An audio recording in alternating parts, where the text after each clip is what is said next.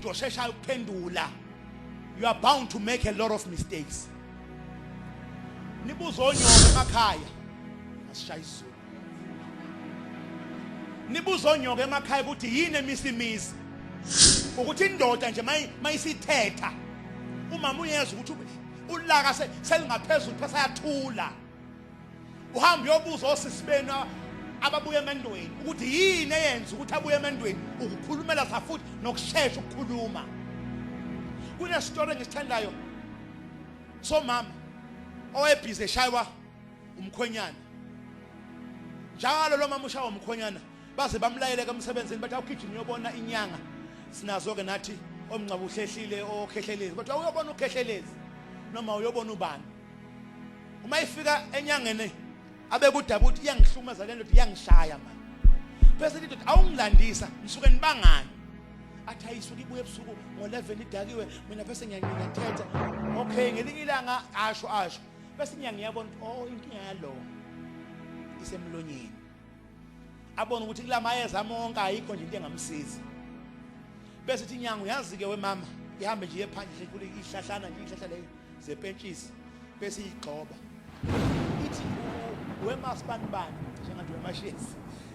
Bese ithi wemasbanibani. Uma iqala nje indoda uyibona ngathi manje isiyathetha isayifuna ukukushavela. Wovela ugijima noma lento ihlalela kubra uvela uyithathe uyifake emlonyeni.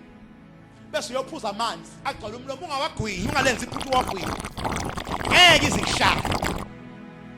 Ngoba uthenjiwe inyanga. Ufika kulehlana daku bababuya ngo1 umhola wokho. Athi uyambuza umhola wokho. Athi uyaqala mama athi wena wemabani abona ukuthi senyafa induku. Agijima amanzi. Ithatha indoda ikhuluma indoda itemela isindoda itemela isithi hey wena iexpect indoda ukuthi uzoqala akhulumele safuthi bese ngiyamshaya. Namhlanje yamanga ukuthi hawu wathula nje. Ngabona ngeyihlathi nje zinkulu ulokethe nje. Icasuke indoda inqaphe ihambe yolele sofeni. Monday mayifika emsebenzini athi hey bakhozi inyanga inamandla, inyanga umuntu wenyanga ngiyasebenza. Ayingithintanga indoda noma imali ipheli uthi ngithethile ngayibona ukuthi izongishaya kodwa zange ngishaye. Umuntu wenyanga ngiyasebenza. Umuthi is silence. Lithi iBhayibheli in the book of Proverbs ngazi ngiyapla. Lithi kungcono ukuyohlala phezulu kwendlu noma intabeni kunokuhlala nowesifazana okhulumela safuthi.